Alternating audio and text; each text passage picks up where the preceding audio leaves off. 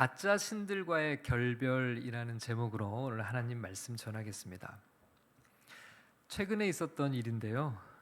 청소년부 여름 수련회도 있고 또 어떻게 하면 우리 청소년부 예배를 좀 더 은혜롭게 집중력 있게 드릴 수 있을까 이런저런 고민을 하던 중에 작은 이 패드 형태로 된 드럼이 있다는 것을 알게 되었어요. 우리 청소년부가 이 4층 아름 상점에서 예배를 드리니까 드럼을 이렇게 설치할 수는 없죠. 그래서 작은 패드 형태로 드럼을 사용하면 이렇게 주일마다 잠시 설치해서 사용하면 참 좋겠다라는 생각이 들었어요. 그래서 이제 신제품 가격을 알아보니까 크기는 작아도 또 이게 전자 악기라 좀 제법 쓸만한 것은 값이 좀 나가더라고요. 그래서 혹시나 하고 중고를 한번 찾아봤어요. 그랬더니 중고 사이트에 거의 절반 가격에 신제품 같은 그런 물건이 올라와 있는 거예요.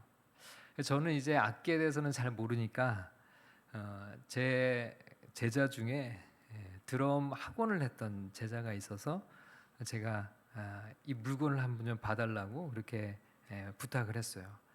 그랬더니 이제 답이 왔습니다. 물건도 아주 쓸만하고 또 우리 교회 청소년부 정도에서 쓰기는 딱 적합한데 값도 아주 좋다는 거예요. 너무 잘 됐다 싶어서 그 물건을 올려놓은 분에게 이제 문자를 보냈습니다. 아직 살 수 있는지를 문의를 했죠. 그랬더니 구매할 수 있다는 거예요. 좋은 물건을 싸게 사게 됐다는 생각에 다른 사람이 사기 전에 서둘러서 물건을 사야겠다고 이제 진행을 했어요. 구체적으로 구매 절차를 진행했습니다. 그 사람이 제게 네이버에서 안심 결제를 등록하겠다고 이제 얘기를 해주더라고요. 여러분 인터넷에서 중고 거래를 할 때 혹시라도 사기 피해를 방지하기 위해서 안심 결제라는 시스템이 만들어져 있어요. 안심 결제로 저는 이제 제가 돈을 보내면 나중에 정상적으로 물건을 받고 나서 제가 이제 승인을 해야 물건 값이 판매자에게 전달이 되도록 그런 만든 안전 장치죠. 판매자가 안심 결제 등록을 마쳤다면서 물건을 배송받을 주소를 입력하라고 링크를 하나 보내줬습니다. 링크를 열어보니 네이버 안심결제 창이 뜨더라고요. 거기에 주소를 입력했어요. 그리고 난 이제 송금 결제가 보였어요. 예금주를 보니까 사람 이름이 있는데 주식회사 네이버페이라는 그 예금주명이 보이더라고요. 그래서 이제 그 계좌로 금액을 송금하면 된다 이렇게 메시지를 받고 그분이 이제 하는 말이 안전거래 전용 가상계좌 특성상 카카오뱅크나 토스뱅크로는 확인이 안 될 수도 있으니 일반 계좌 이체로만 결제를 부탁드릴게요 라는 문자가 왔어요.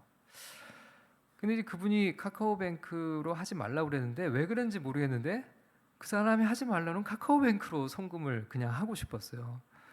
그래서 계좌와 금액을 카카오뱅크에서 다 입력을 하고 송금하기를 누르려는 순간 송금하기를 일단 누른 거죠. 송금하기를 눌렀어요. 눌렀더니 갑자기 카카오뱅크에서 경고 문자가 하나 딱 뜨는 거예요. 사이렌 표시와 함께 사기 신고가 접수된 계좌이니 송금에 주의를 하라는 그런 메시지가 뜬 겁니다. 그래서 송금을 중단했어요. 그리고 찾아보니까 이게 요즘 유행하는 최신 피싱 사기더라고요.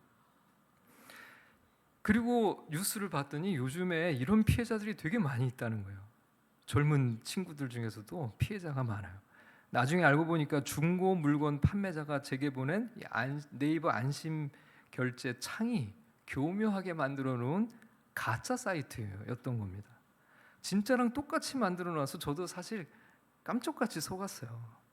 그 사람 말대로 다른 일반 은행 계좌로 보냈으면 지금쯤은 사기 피해자가 되어 있을 건데요.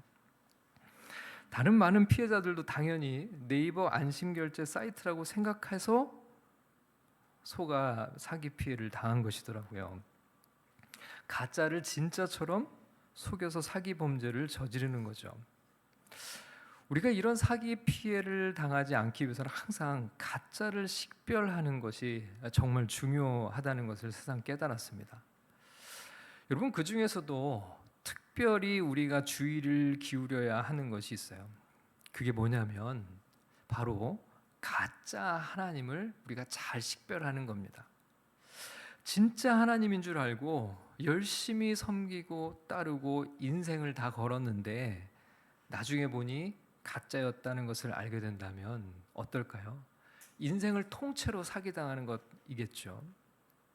나를 구원해 줄 알고 내 평생을 다 바쳤는데 나중에 알고 보니 나를 구원해 줄 능력이 아무것도 없는 가짜였다는 사실을 알게 된다면 내 인생뿐만 아니라 내 영원한 삶을 도둑맞는 것이 되겠죠. 여러분, 앞으로 몇 주간 우리는 성경 말씀 속에서 가짜 신들에 대해 함께 살펴보려고 합니다. 가짜 신.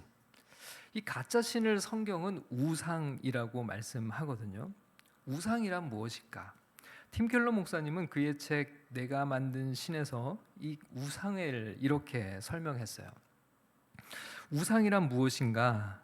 무엇이든 당신에게 하나님보다 더 중요한 것이다. 무엇이든 하나님보다 더 크게 당신 마음과 생각을 차지하는 것이다. 하나님만이 주실 수 있는 것을 다른 데서 얻으려 한다면 그게 바로 우상이다. 무엇이든 워낙 당신 삶의 중심이자 필수여서 그것 없이는 살아갈 가치를 별로 느끼지 못한다면 그게 바로 가짜 신이다. 우상은 마음을 지배함으로 당신은 더 생각할 것도 없이 열정과 에너지, 돈과 정서적 자원을 다분히 거기에 쏟을 수 있다. 가정과 자녀, 직업과 돈벌이, 성취와 평론가의 호평, 체면과 사회적 지위가 다 우상이 될 수 있다. 로맨틱한 이성관계, 업계의 인정, 안전하고 평안한 환경, 외모나 두뇌, 정치나 대의명분, 도덕과 가치관, 심지어 기독교 사역에서 성공하는 것도 다 우상이 될 수 있다. 당신의 삶을 고치는데 인생의 의미를 거는 것을 흔히 타인의 삶을 고치는데 인생의 의미를 거는 것을 흔히 상호 의존이라고 부르지만 사실은 그것도 우상 숭배다. 무엇이든 당신이 그것을 보며 마음 깊은 곳에서 이렇게 말한다면 그게 곧 우상이다. 저것만 있으면 내 삶이 의미 있어질 거야. 나도 가치 있는 사람이 될 거야. 내가 중요해지고 안정감이 들 거야. 이런 관계를 여러 가지로 표현할 수 있겠지만 가장 적합한 말은 숭배, 워십일 것이다. 그렇게 했어요. 우리는 흔히 우상 숭배하면 절에 가서 불상 앞에서 절을 하고 예부를 드린다든지 조상신에게 제사를 지낸다든지 무당에게 찾아가 점을 보고 구슬한다든지 하는 것을 먼저 떠올리게 되죠. 이제 더 이상 그런 것을 하지 않으니 우상 숭배는 나와는 상관이 없는 이야기라고 생각할지 모르겠습니다. 물론 앞에서 열거한 것들은 우리 눈에 확연히 보이는 우상 숭배임이 틀림이 없어요. 그러나 그런 것만이 우상의 전부는 아니에요. 사도행전을 보면 바울이 아테네를 방문하고서는 그곳을 이렇게 묘사를 한 구절이 있습니다. 사도행전 17장 16절 말씀을 우리 다 같이 한번 읽어보겠습니다. 시작. 바울이 아덴에서 그들을 기다리다가 그 성에 우상이 가득한 것을 보고 마음에 격분하여. 여러분, 이 아덴은 그리스 철학의 중심지인 아테네를 가리키는 거죠. 아테네는 철학자들로 넘쳐나는 곳이었지만 또 한편으로는 우상 숭배로 가득한 곳이었어요. 예를 들면 지혜의 여신 아테나, 미의 여신 아프로디테, 전쟁의 신 아레스, 다산과 부의 여신 아르테미스, 대장장이신 헤파이스토스 같은 신들의 신절이 가득 모여있던 곳이 바로 이 아덴이라는 곳이었습니다. 여러분, 우리가 살아가는 현대 사회에서는 더 이상 이런 우상들을 숭배하는 그런 이들을 찾아보기는 어렵죠. 그러면 우리 가운데는 더 이상 우상 숭배 문제가 없을까요? 그렇지 않습니다. 문화마다 그 문화를 지배하는 우상이 있어요. 여러분, 현대인들이 미의 여신 아프로디테 신상 앞에서 절하진 않을지 몰라도 외모 지상주의라는 우상에 빠져 있는 것은 그때나 지금이나 변함이 없는 사실이죠.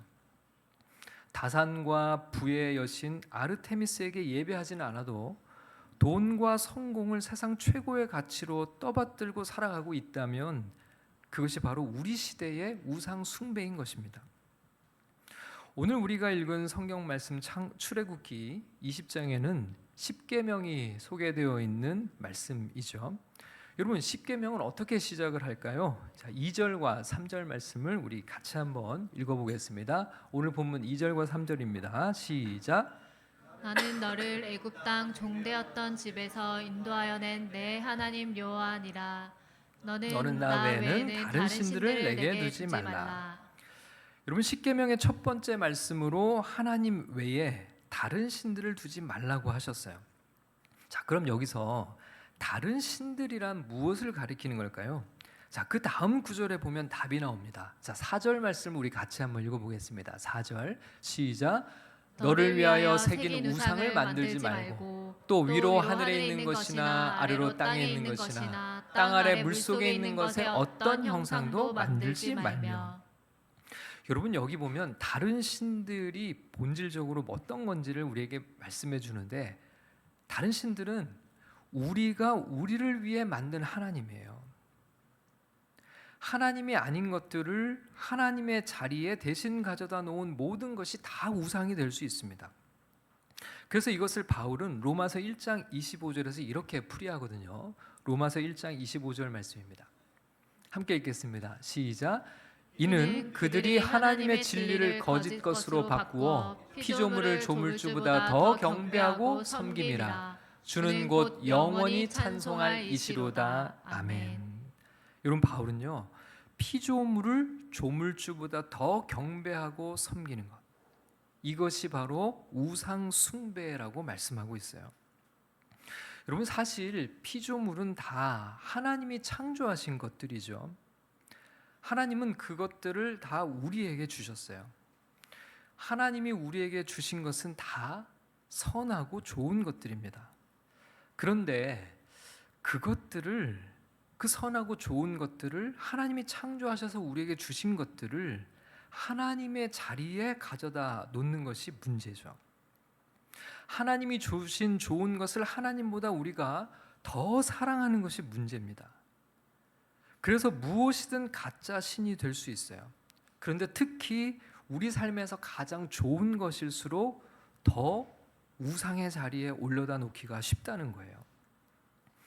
여러분, 우상 숭배는 많은 죄 중에 하나가 아니라 모든 죄 중에 가장 근본적인 죄라고 할 수가 있습니다. 우리가 저지르는 모든 잘못의 원인은 언제나 이 우상 숭배의 문제에서 출발을 해요. 그래서 여러분, 십계명은 우상 숭배를 금하는 계명으로부터 시작합니다. 자, 왜 그럴까? 종교개혁자 루터에 따르면 율법을 어기는 배후의 근본 동기가 우상 숭배라서 그렇다는 거예요. 제1계명을 어기지 않고는 다른 계명도 어길 수 없다는 겁니다. 여러분, 왜 우리가 말씀대로 살지 못할까요? 물론 우리 모두가 연약한 죄인의 한계를 가지고 있기 때문이겠죠. 그러나 여러분, 우리가 무엇에 연약한 죄인인지를 생각해 볼 필요가 있어요.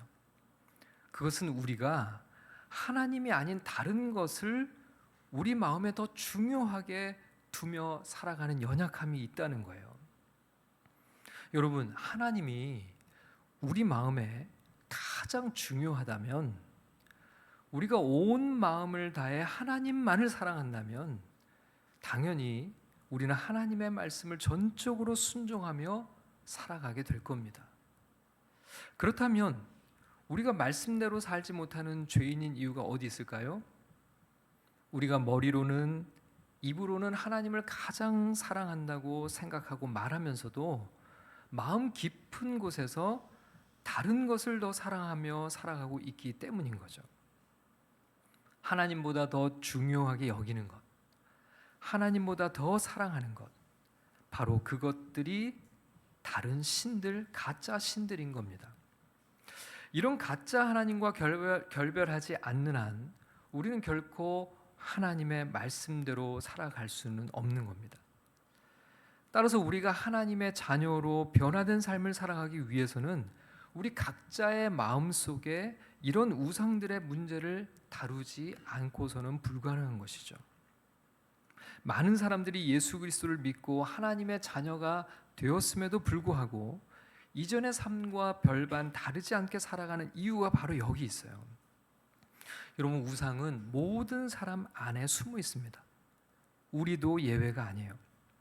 문제는 그 우상들을 이제는 어떻게 할 것이냐라고 하는 것이 우리에게 주어진 과제죠. 어떻게 하면 가짜 신들을 몰아내고 오직 하나님만을 섬기며 살아갈 수 있을까요?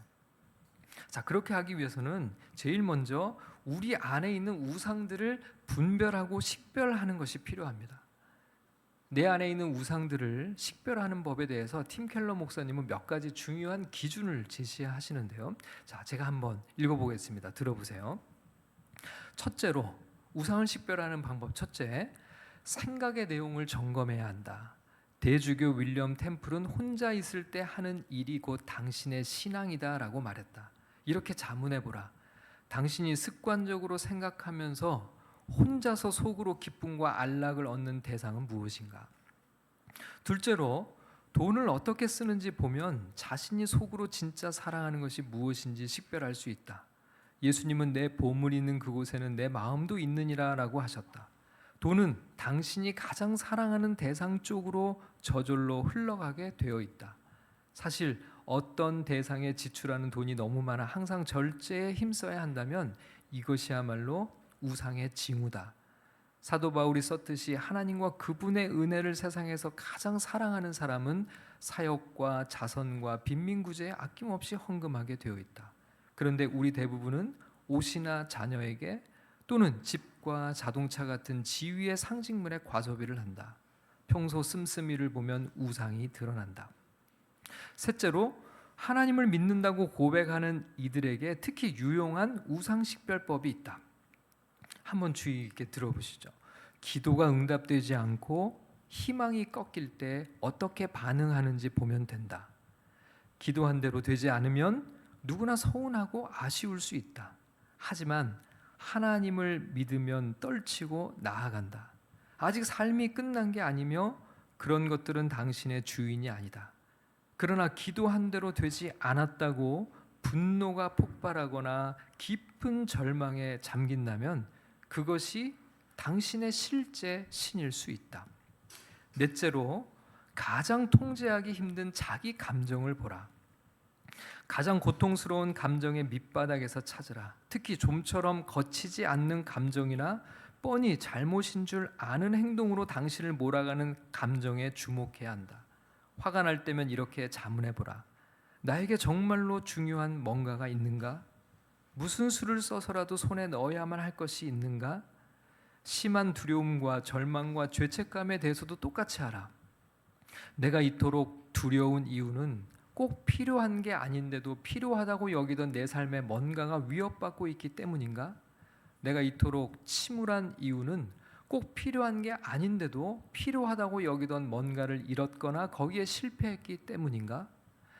당신이 과로로 쓰러질 지경으로 미친 듯이 일하고 있다면 이렇게 물어보라. 나는 이것이 있어야만 만족과 의미를 얻을 수 있다고 생각하는가? 이런 질문을 던져서 자신의 감정을 뿌리채 뽑아보면 대개 거기에서 우상이 쭉 딸려 나온다. 이렇게 얘기를 하고 있어요. 여러분, 하나님을 믿고 살아간다고 하면서 우리도 미처 인식하지 못하고 섬기는 우상들의 문제들이 반드시 있다는 거예요. 이런 우상의 문제들을 발견하면 왜 우리가 그토록 신앙의 삶에서 쉽게 넘어지고 미끄러지고 실패하고 시험에 들고 무너지는지를 그 이유를 발견할 수 있게 됩니다. 단지 우리는 우리의 영적인 의지가 약해서만은 아니에요. 또 믿음이 부족해서 유혹에 넘어지고 말씀대로 살지 못한 것이 아니라 실제로는 내 마음속에 우상의 문제를 다루지 못한 결과라는 것을 알게 됩니다. 그렇다면 어떻게 우리 마음속 우상들을 다룰 수 있을까요? 바울은 골로새 교회에 보낸 편지에서 마음의 악한 정욕을 죽이라고 명령을 하는데요. 그 악한 정욕 중에 하나인 탐심을 가리켜서 바울은 우상 숭배라고 말씀해요. 탐심은 곧 우상 숭배라고 말씀하면서 그럼 우상 숭배를 우리는 죽여야 되는데 이 우상 숭배를 어떻게 죽일 수 있을까를 골로새서 3장 1절에서 5절 말씀 속에서 발견할 수 있어요. 우리 한번 골로새서 5장 1절에서 5절까지의 말씀을 천천히 한번 읽어보겠습니다. 시작. 그러므로 너희가 그리스도와 함께 다시 살리심을 받았으면 위의 것을 찾으라. 거기는 그리스도께서 하나님 우편에 앉아 계시느니라. 위의 것을 생각하고 땅의 것을 생각하지 말라. 이는 너희가 죽었고 너희 생명이 그리스도와 함께 하나님 안에 감추어졌습니다. 우리 생명이신 그리스도께서 나타나실 그때 너희도 그와 함께 영광 중에 나타나리라. 그러므로 땅에 있는 지체를 죽이라. 곧 음란과 부정과 사욕과 악한 정욕과 탐심이니 탐심은 곧 우상 숭배니라. 여러분, 우상 숭배는 단지 하나님께 불순종하는 것만이 아니라 온 마음을 하나님 아닌 다른 것에 두는 것이라고 했습니다. 나에게 우상이 있음을 깨달았다면 회개하거나 의지력을 발휘해서 다르게 살려고 애쓰는 것도 필요할 거예요. 그러나 그것만으로는 이 문제를 해결할 수 없다는 거예요. 우상을 걷어내려면 회개와 결단도 반드시 필요해요. 그러나 거기서 우리는 더 나아가야 할 필요가 있습니다. 우리의 생명이 그리스도와 함께 하나님 안에 감추어져 있는 곳인 위의 것을 찾고 위의 것을 생각해야 하는데, 그러려면 예수님이 나를 위해 이루신 일을 올바로 알고 그 일을 기뻐하고 그 안에서 안식할 수 있어야 돼요. 하나님의 임재를 느끼며 기도하는 즐거운 가운데 드리는 예배도 거기에 포함이 되는 거죠. 여러분, 우상보다 예수님이 우리의 머릿속에서 더 아름다워지시고 나의 마음속에서 더 매력이 있으셔야 해요. 그래야지만 우리의 마음속 가짜 신들이 예수 그리스도로 대체될 수 있는 것입니다. 여러분, 우상을 뿌리 뽑기만 하고 그 자리에 그리스도의 사랑을 심지 않으면 그 우상은 금세 다시 자라게 돼요. 여러분, 우리가 우상으로 삼는 것들이 그 자체로는 거의 대부분 선한 것들이고 매우 좋은 것들이기 때문에 그렇습니다. 직장이나 가정을 우상으로 삼았던 사람은 이제부터는 직장과 가정을 그만 사랑하기로 결단한다고 해결될 문제가 아니에요. 직장과 가정을 그만 사랑하는 게 아니라 반대로 그리스도를 직장과 가정보다 더 사랑하면 그런 것에 집착해서 노예가 되지 않을 수 있다는 겁니다. 그럴 때 돈이나 사랑이나 권력이나 자녀에게 집착하지 않고 그런 것에 노예가 되는 것이 아니라 그 모든 것을 주신 하나님의 뜻 안에서 오히려 하나님이 주신 것을 풍성하게 누리며 살아갈 수 있게 된다는 거죠. 여러분, 우상은 우리를 노예로 만들지만 하나님은 우리를 자유하게 하십니다. 우상은 우리를 불행하게 만들지만 하나님은 우리를 진정한 행복으로 인도하십니다. 가짜 신들이 참 하나님으로 바뀌게 될 때 우리 마음이 오직 하나님 한 분만을 사랑하고 그분으로만 가득하게 될 때 우리 인생은 진정한 변화를 맛보게 되는 거죠. 그런 은혜가 우리 모두에게 임하기를 축복합니다. 하나님만을 섬기면서 하나님이 주시는 진정한 행복과 만족과 풍성한 삶을 누리면서 살아가는 저와 우리 모든 새로운 교회 가족들이 다 되시기를 주님의 이름으로 간절히 축원합니다.